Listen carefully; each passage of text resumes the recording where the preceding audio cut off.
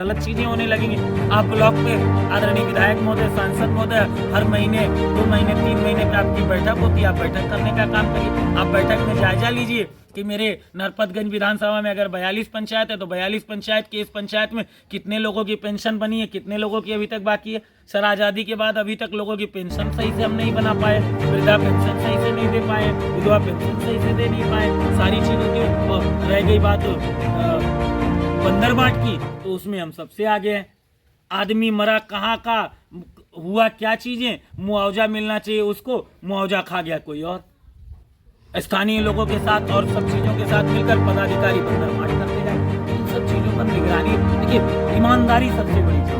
जो अपने क्षेत्र का विकास चाहता है, जो अपने क्षेत्र की उन्नति चाहता है, जो अपने उसको ईमानदारी से काम करना हो, चाहे ब्लॉक के मुद्दे पर, चाहे थाना के मुद्दे पर, हर चीज़ों पर अगर ईमानदारी पूर्वक वो बैठेगा, वो देखेगा और कार्य समिति की हमेशा समीक्षा करेगा। उस समीक्षा में वो जानेगा कि ये चीज़ें, अच्छा ये 5 साल के दरमियान आदरणीय जयप्रकाश जी से कभी मौका मिलेगा तो आप सवाल करिएगा कि सर नरपतगंज विधानसभा क्षेत्र में 5 साल में कितने नए पेंशनधारी आपने तैयार करवाए। आंकड़ा है, उनके पास आंकड़ा नहीं होगा। आप उनसे पूछ लीजिए कि इस पूरे इतने क्षेत्र में कितने नए स्कूल कॉलेजेस के निर्माण के लिए आपने काम किया, उनके पास कोई आंकड़ा है? कोई आंकड़ा। आप एक आंकड़ा बताइए कि पिछले 5 साल में कि स्कूल की संख्या बच्चों की पढ़ने की बढ़ी है कि घटी है? आप देखिएगा, वो बताएंगे कि नहीं बताएंगे, उनको नहीं मालूम। सर, सरकारी स्कूल के बच्चों की संख्या घटती जा रही है और प्राइवेट सेक्टर में संख्या बढ़ती जा रही है, और जब तक प्राइवेट की संख्या बढ़ती रहेगी, सरकारी की घटती रहेगी, तब तक समझ जाइए कि सरकार काम करेगी तो सरकारी स्कूल और सारी चीज़ों में व्यवस्था अच्छी देगी, उनके बच्चों में वृद्धि होगी। लेकिन बच्चे फारबिसगंज पढ़ने चले जाएंगे, बच्चे कहीं और चले जाएंगे। सरकारी स्कूल में सिर्फ गांव के सबसे निचले तबके के जो बच्चे हैं वो लोग ही सिर्फ रह जाते हैं, और वो भी मजबूरी में, जब वहाँ व्यवस्था सारी चीज़ें नहीं होती। तो इन सब चीज़ों पर निगरानी बनाना, इन सब चीज़ों पर ध्यान रखना, ये जिम्मेदारी है विधायक की, ये जिम्मेदारी है जनप्रतिनिधि की। अगर वो करते हैं तो ठीक है, और नहीं करते हैं तो बदल दीजिए। हम चाहते हैं बिहार में बदलाव हो, हम चाहते हैं नए निर्माण के साथ काम हो, हम चाहते हैं इंडिया अलायंस के साथ बिहार आगे बढ़े, हम चाहते हैं पप्पू जी की कोशिश हिमाचल के और बिहार के साथ हम आगे बढ़ने का काम करें, और सारी चीज़ों पर काम होगा। सर, पिछले कई वर्षों से जो ये बिहार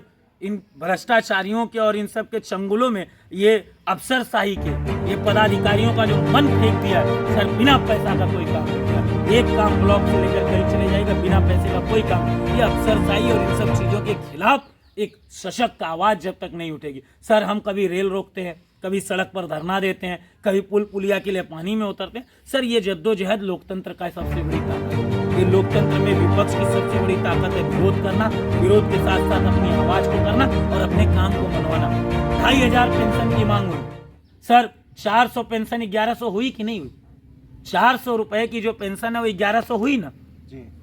ये लड़ाई विपक्ष की होती है, ये लड़ाई मुद्दों की होती है। सर, हम हर मुद्दे पर संघर्ष करेंगे, लड़ेंगे तो पान का डंडा क्षेत्र। हम अगर 2500 की मांग करेंगे तो 1100 मिलेगा। हम अगर 1 करोड़ की मांग करेंगे तो 50 लाख मिलेगा। हम क्षेत्र के लिए 25 करोड़ की मांग करेंगे तो 15 करोड़ मिलेगा। तो इस तरह जब मांग होती है, जब आवाज़ उठती है तो उसको किया जाता है। इसी तरह हम लोग काम करने का काम करेंगे और सभी मुद्दों पर, सभी चीज़ों पर, क्षेत्र के विकास और उन्नति पर ध्यान देने का काम करेंगे। यही हम लोगों का लक्ष्य है।